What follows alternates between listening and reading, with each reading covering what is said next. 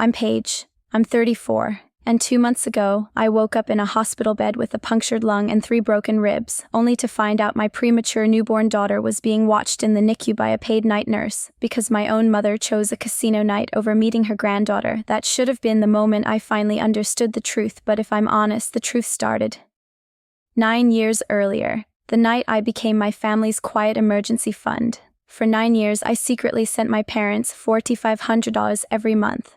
Almost $500,000 a case. Not once did anyone say thank you. Not once did anyone ask if I was okay. And the night I almost died, my mother told my husband, "Paige always has these emergencies. Your sister never has these problems." Then she hung up while slot machines chimed in the background. 3 hours after I canceled every transfer, my grandfather walked into my hospital room with a thick folder in his hands. And what he said next cracked my entire life wide open. 9 years ago, I was 25 and fresh out of college. My first real paycheck hit my account, and I stared at the number like it meant freedom. Then my phone rang. It was my mom, crying so hard I could barely understand her. "It's your father," she said. "He had a small stroke. We don't have good insurance. We're behind on the mortgage. They're talking foreclosure." My stomach dropped. I asked the only question that mattered. "How much do you need?" She sniffed and said, "I hate asking, but you're the only one who can save this family. $2,000 a month." Then she added the line that became the chain around my neck. "Don't tell your father. He'd be ashamed. This stays between us." I said yes. Of course I did. I set up the transfer that same night. She didn't thank me. She just said, like it was a law of nature, "This is what daughters do." 3 days later, I opened Instagram and saw my sister Megan holding up a brand new Louis Vuitton bag. Caption, "Best mom ever." I remember staring at that photo and feeling my brain try to protect my heart. Maybe it was on sale. Maybe it was a gift. Maybe I was being selfish for even thinking about it. That was the first lie I told myself. The payments grew slowly, like a leak you pretend isn't flooding your home. Year 3. Megan needs an online marketing course. She's finally found her passion. Year 5. We need $4,500 now. Repairs. Meds. Your dad's health. Every excuse came with the same pressure. If I hesitated, I wasn't helping the family, so I adjusted my life instead. I canceled things I enjoyed, took freelance work on weekends, kept my head down, and told myself I was doing the right thing. Meanwhile, my mother somehow always had money for spa days, new furniture, trips with friends, little glittery snapshots online that didn't match the desperate phone calls she made to me. Daniel noticed before I was ready to admit it. We'd been dating seriously for a while when he asked me, after a family dinner, "Have you noticed your mom never asks how you're doing?" I laughed like it didn't matter. Then he said, "She talked about Megan's followers for 40 minutes. She didn't mention your promotion once." I didn't have a comeback, because it was true. My family didn't treat me like a person with a life. They treated me like a resource. 4 years ago, my grandfather called me out of nowhere. Grandpa Harold, who my mom always said was too busy and doesn't really care about family.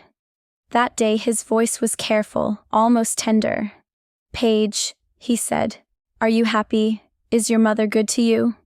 I hesitated, because something in his tone felt like a warning, but I did what I always did. I protected the story. "Everything's fine," I said. He was quiet then. "If that ever changes, you call me. Promise." I promised. And then I forgot. I shouldn't have. When I got pregnant, the math finally had a voice. 2 pink lines. Daniel cried. I cried. And for the first time in years, I felt a future that belonged to me. Then I did the calculation I'd been avoiding. 4,500 x by 12 x 9 years. $486,000. A house, a college fund, a life with breathing room. I called my mom with the news and she said, "Finally. I was starting to worry you'd never give me grandchildren." I swallowed the sting and said, "Mom, I need to reduce the transfers. We need to save for the baby." There was a silence long enough to feel like punishment. Then her voice turned sharp. "After everything we've sacrificed for you, you're thinking about yourself?" That word, selfish, hit like a slap because it wasn't about my child, it was about control. I didn't reduce the payments. Before I hung up, I heard my dad's tired voice in the background. "Linda, maybe we should let her." And then my mom snapped, "Robert, stay out of this." And the line went dead. It was a tiny crack, but it was a crack. At 7 months pregnant, Daniel sat me down with a spreadsheet, every transfer, every excuse, every time I said just one more month. He looked at me and said quietly, "If you keep doing this, what does our daughter learn?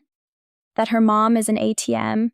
That love means giving until you have nothing left?" I whispered, "What if I stop and they hate me?" Daniel squeezed my hand and said, "Then you'll know what you're worth to them." I wasn't ready to find out. Not yet. But life didn't wait for me to be ready. October 17th, 9:47 p.m. I remember the time because I just checked my phone. Rain was coming down hard. I was 3 miles from home, and I had a green light at Maple and 5th. A pickup ran the red. I didn't even see it until metal screamed and glass exploded and the world folded in on itself. The airbag punched me. Something cracked, more than one thing. I couldn't breathe. Every inhale was fire. The last thing I remember before blacking out was my hand on my belly and one desperate thought: please, not her. Take me if you have to, but not her. I woke up 14 hours later with fluorescent lights and pain everywhere. I touched my stomach and felt nothing, flat, empty, and panic ripped through me. A nurse leaned in and said, "Your daughter is alive. She's in the NICU. She's small, but she's strong." I started crying like my body didn't know how to stop. My husband was on a flight. My phone, cracked but working, had no missed calls from my mom. No texts, nothing. And then I learned what happened while I was unconscious. Daniel had been out of town. When the hospital called, he sprinted through airports trying to get a flight home. He was 6 hours away while I was in surgery, and our daughter was alone in the NICU. So he called my mother, who lived 20 minutes from the hospital. 20 minutes. She could have been there before I even woke up. She answered cheerful, relaxed.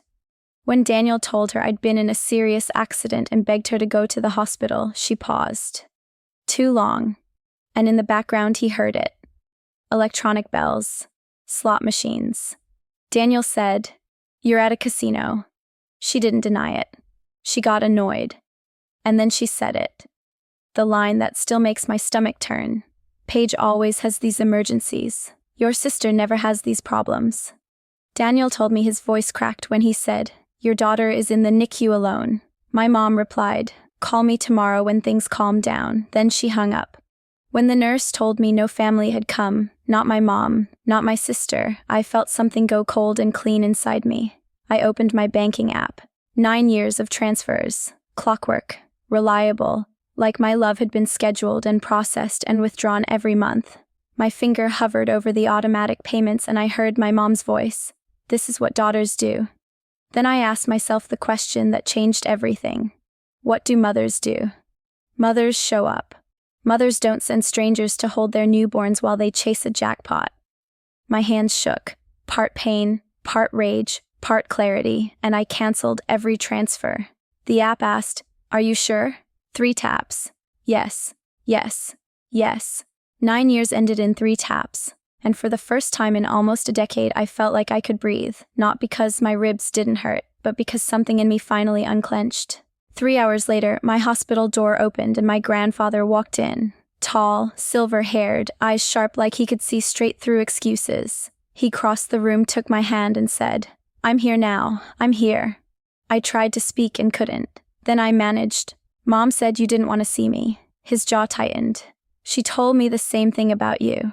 Years of manipulation fell into place like a disgusting puzzle. He pulled out a thick folder and laid it on my bed like evidence. "Paige," he said softly, "I need to tell you something. I've known about the money." My stomach dropped. He opened the folder. Inside were my bank statements. Every transfer highlighted. Every month. Every year. I started watching, he admitted. I knew something was wrong. Then he looked me dead in the eyes and said, "I stayed quiet too long in my life. I won't do that again." And that's when my father walked into the room, red-eyed, shaking, like a man who'd been drowning for years and finally decided to surface. He whispered. I called him. I couldn't stay silent anymore. Before I could even process that, the door opened again, and my mother walked in wearing full makeup and perfume like she was arriving at a dinner party, not an ICU. She rushed to my bedside with instant performance. "Paige, My baby. I came as soon as I heard. Grandpa didn't even raise his voice. He just asked, "Where were you?" My dad said quietly, "You were at the Desert Rose Casino. I tracked your phone." My mother's face flashed from panic to anger to that tight smile I knew too well. "Am I not allowed to have friends?" she snapped. Then I said calmly, "Stop. I heard what you told Daniel. I know exactly what you said." She looked at me like she expected me to fold, to rescue the story, protect her image, carry the shame like I always did. And for the first time in my life, I didn't. My grandfather opened the folder again and held up the number like a verdict. $486,000, he said. She gave you nearly $500,000 and you told people she was selfish. My mother tried to stammer her way out, but Grandpa didn't let her. Then he turned to my father. "You knew," my father whispered. I was afraid. He looked at me and said, "I'm sorry. I was a coward." I didn't comfort him. I didn't need to. I needed him to finally tell the truth. He did. He admitted he'd heard my mother laugh afterward, saying, "Paige will figure it out. She always does." Something in the room changed. My mother realized the old tactics weren't working, so she shifted to what she really cared about. Grandpa said, "I'm meeting my attorney tomorrow. I'm changing my will." My mother panicked, because that's what this was always about. Not me, not Emma, not love, control. 4 weeks later, I was healing. Emma was getting stronger, and my bank account was quiet. No withdrawals, no bleeding, just peace. My mother called constantly. Apologies, tears, promises. Then she left a voicemail asking to meet Emma, saying she'd do better. I wanted to believe it. I gave her one chance, Emma's 1-month celebration. One chance, because I needed closure more than I needed hope. She arrived late, and she brought Megan, uninvited, like a power move disguised as family. Megan smiled that influencer smile. My mom acted like the perfect grandmother in front of everyone, but I watched her eyes. She kept checking where Grandpa was, like a hunter tracking prey. Then I heard Megan in the kitchen whispering on the phone, "Mom, you need to talk to him soon. I need that money." And my mom replied, "I'm working on it. Just give me an opening." My chest went cold again. So the apology wasn't an apology. It was strategy. Back in the living room, my mom cornered Grandpa near the window, not realizing someone had set up a speaker system and the wireless mic was live. Her voice carried across the house, amplified, crystal clear. "You have to understand. Megan needs the inheritance more than Paige does. Paige has a husband and a career. Megan has nothing." The room went silent. 20 faces turned. My mother froze mid-sentence when she realized she'd been broadcast like a confession. My colleague stepped forward, disgusted. "Did you just lobby for inheritance money at your granddaughter's party?" Grandpa stepped back from my mom like she'd finally shown her real face to witnesses. Then he said calmly, "Everyone here just heard what I've known for years." I stood up and walked to the center of the room. My hands didn't shake. My voice didn't waver. "I gave you one last chance," I told my mother. "Not because I thought you changed, because I needed to know for sure." Then I said it out loud in front of everyone. "For 9 years I sent you $4,500 a month, $486,000, while you told people I was selfish. The night I almost died, you chose a casino, and today, at my daughter's celebration, you're still thinking about what you can take." My mom tried to cry her way out. Then she snapped, "You ungrateful child." And I looked at her and said, "You took everything. There's a difference." I didn't yell. I didn't beg. I didn't negotiate. I simply ended it. From today forward, we're done. Don't call. Don't visit. We're done. 2 weeks later, Grandpa called and told me the new will was filed. Most of it placed in trust for Emma, some for my father because he finally grew a spine, and a smaller portion for my mother and Megan. Only if. My mother completed 6 months of therapy. Grandpa didn't say it to be cruel. He said it like a door left open for someone who might someday decide to become real. "I don't expect her to do it," he admitted, "but the door exists." Without my money, the truth arrived fast. No more spa weekends. No more casino nights. Megan's influencer career collapsed when the funding dried up. My dad called once and said, "I don't deserve forgiveness." I told him, "You're right." Then I added, "But thank you for finally speaking up." He cried. I let him. And here's the part I didn't expect. When I stopped being their financial oxygen tank, my life didn't shrink. It expanded. We paid down debt. We started Emma's college fund.